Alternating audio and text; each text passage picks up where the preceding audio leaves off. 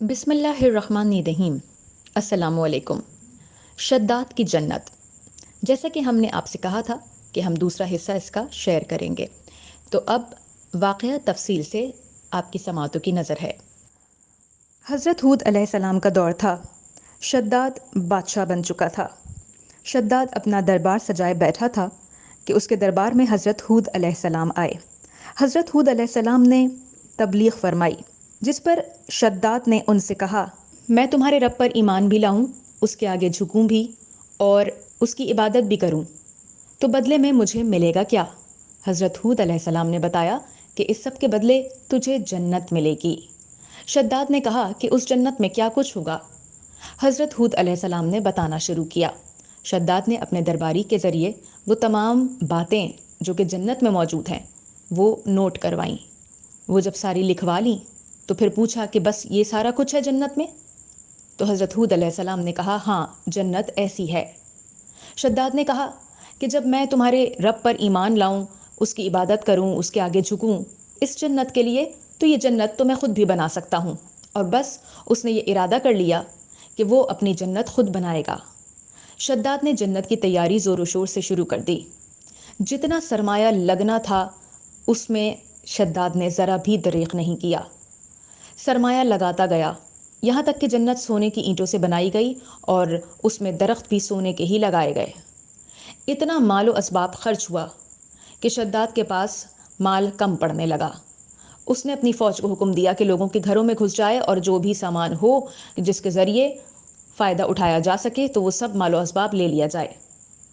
इसी तरह जन्नत बनती रही और मज़ीद जन्नत में काम बाकी था। ज़मीन के ख़जाने भी ख़त्म हो गए। सब कुछ जन्नत पे लग चुका। शद्दाद ने एक दूसरे मुल्क का बादशाह जो उसका वाकिफ़कार था उससे भी सरमाया तलब किया। उसने भी ज़मीन के ख़जाने शद्दाद को दिए। शद्दाद जन्नत बनाता रहा। शद्दाद की उम्र 900 साल थी। 300 साल उसे इस जन्नत को बनाने में लगे, लेकिन अब तमाम तर सरमाया ख़त्म हो गया था। जन्नत की सूरत हाल कुछ यूँ थी कि सोने की ईंटों से तामीर की गई, सोने के दरख्त लगे थे, चांदी की चिड़ियाएँ और परिंदे बिठाए गए थे, दूध की नहर भी लगाई गई थी। मगर जहाँ वो परिंदे बिठाता था, परवरदिगार आलम उसमें रूह भी डाल देता था। यानी हकीकत का रंग परवरदिगार आलम उस जन्नत को दे रहा था। दूध की नहर में एक मसला पैदा हुआ कि अगर ये इसी तरह ठहरी रही तो इसमें बदबू पैदा हो जाएगी। परवरदिगार आलम ने हज़रत जिब्राईल अलैहिस्सलाम को हुक्म दिया कि इस दूध की नहर में फूंक मारते रहें ताकि इसमें बदबू ना पैदा हो। जन्नत वो बना रहा था, सहूलतकारी परवरदिगार आलम कर रहा था। बेशक वो मेहरबान है, रहीम है, करीम है, जो जिस तरफ जुस्तजू करता है उसे वो देता है। तो शद्दाद की जन्नत अब अपने तकमीली मराहिल में थी। बस फ़कत एक दरवाज़ा जो मरकज़ी दरवाज़ा था वो नस्ब होना रह गया था। लेकिन दरवाज़ा तामीर करने के लिए शद्दाद के पास अब कोई रकम, कोई ऐसा सोना और ऐसे असबाब नहीं बचे थे कि जिसके ज़रिए वो दरवाज़ा बनवाता। और ज़ाहिर है कि जन्नत इतनी आलीशान थी तो दरवाज़े को भी आलीशान ही होना था। अभी इस सोच विचार में वो अपने दरबार में बैठा हुआ था कि ऐसे में हज़रत जिब्राईल अलैहिस्सलाम आए अल्लाह के हुक्म से। हज़रत जिब्राईल अलैहिस्सलाम के बारे में उसने पूछा कि तुम कौन हो? तो हज़रत जिब्राईल अलैहिस्सलाम ने फरमाया कि मैं दरवाज़ा साज हूँ, दरवाज़ा बनाने वाला। एक मर्तबा शद्दाद ने कहा कि तुम क्या दरवाज़ा बनाओगे? तुम्हें क्या लगता है कोई मामूली सा दरवाज़ा है जो मेरी जन्नत में लगेगा? जिब्राईल अलैहिस्सलाम ने कहा, मैं तुझे अपना बनाया हुआ दरवाज़ा दिखाता हूँ। जिब्राईल अलैहिस्सलाम ने जन्नत से एक दरवाज़ा उन्हें लाकर दिखाया। शद्दाद हैरान रह गया। शद्दाद ने दरवाज़ा देखकर कहा कि ये तुम कहाँ से लाए? जिब्राईल अलैहिस्सलाम ने कहा कि ये परवरदिगार आलम की जन्नत का एक दरवाज़ा है। दरवाज़ा कुछ ऐसा था कि दरवाजे के दो हिस्से होते हैं। दरवाजे का वो सिर्फ एक पल्ला था, दूसरा पल्ला नहीं था। वो एक पल्ला नमूने के तौर पर दिखाया गया था। हज़रत जिब्राईल अलैहिस्सलाम ने कहा कि तू अगर चाहता है तो मैं दूसरा भी मंगवा लूँगा, लेकिन मुझे इसकी कीमत देनी होगी। शद्दाद ने कहा कि मेरे पास कीमत नहीं है। जिब्राईल अलैहिस्सलाम ने कहा कि वो तुम मुझ पर छोड़ दो, कीमत मैं तय करूँगा। शद्दाद राज़ी हो गया। पूछा कि क्या कीमत होगी? जिब्राईल अलैहिस्सलाम ने फरमाया कि एक पल्ले की कीमत तेरी आधी जन्नत। शद्दाद ये सुनकर चौंक गया और कहने लगा कि मैंने इतनी मेहनत से ये बनाई हुई जन्नत मैं तेरे हवाले क्यों कर करूं, और वो भी आधी जन्नत।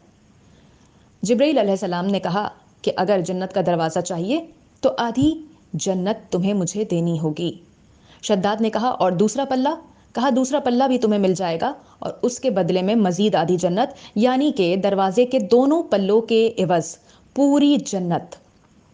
حضرت جبرائیل علیہ السلام نے اپنا مطالبہ پیش کر دیا۔ شداد نے کہا یہ نہیں، یہ ممکن ہو ہی نہیں سکتا۔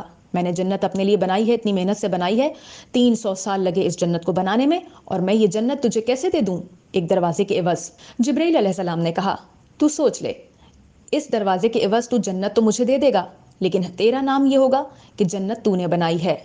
لوگ دیکھیں گے تو کہیں گے کہ شداد نے کیا جنت بنائی ہے۔ وہ سوچ بچار میں پڑ گیا۔ درباریوں نے شداد کو مشورہ دیا کہ آپ اس کا مطالبہ مان لیجئے، اور جیسے ہی یہ دروازے ہمیں دے گا تو ہم اسے قتل کر دیں گے۔ شداد کو بات سمجھ میں آ گئی۔ شداد نے معاہدہ کر لیا۔ جبرائیل علیہ السلام جو ایک پلہ لے کر آئے تھے، پہلے دستخط لیے۔ شداد نے لکھ کر دے دیا، پوری جنت شداد کی، اس پروردگار عالم کی جنت کے دروازے پر تل گئی۔ شداد کی پوری جنت بک چکی، اب ملکیت اس کی نہیں رہی۔ جیسے ہی اس نے لکھ کر دیا اور وہ پرچہ جبرائیل علیہ السلام کے ہاتھ میں آیا، اس نے اپنے درباریوں کو اشارہ کیا۔ درباری جیسے ہی آگے بڑھے، جبرائیل علیہ السلام غائب ہو گئے۔ جبرائیل علیہ السلام جیسے ہی غائب ہوئے، اللہ کے نبی حضرت ہود علیہ السلام دربار میں داخل ہوئے اور کہا کہ تیری پوری جنت جو تو نے 300 سال کی محنت سے بنائی تھی، پروردگار عالم کی اس جنت کے ایک دروازے پر تل گئی۔ تو ناظرین، اس واقعے کا اختتام کچھ اس طرح ہوتا ہے کہ جب یہ جنت تعمیر ہو چکی، شداد اس جنت میں داخل ہونے لگا تھا، اس نے پہلا ہی قدم اس دروازے کے اندر رکھا اور ملک الموت حضرت عزرائیل علیہ السلام کو حکم ہوا کہ اس کی روح قبض کر لی جائے، اور حضرت عزرائیل علیہ السلام نے اس کی روح قبض کر لی، اور شداد وہیں پر جہنم رسید ہو گیا۔ اسے اپنی جنت کو دیکھنے کی مہلت تک نہ مل سکی۔ پروردگار عالم جو بے انتہا مہربان ہے، وہ ظالموں کو چھوٹ دیتا ہے، ڈھیل دیتا ہے، رسی ان کی دراز کرتا ہے، مگر ایک نہ ایک دن اس کی رسی کھینچ لی جاتی ہے۔ ہم اپنی اگلی ویڈیو کے ساتھ پھر حاضر ہوں گے۔ ہمارے چینل کو لائک کیجئے، سبسکرائب کیجئے اور ہماری اگلی ویڈیو کا انتظار کیجئے۔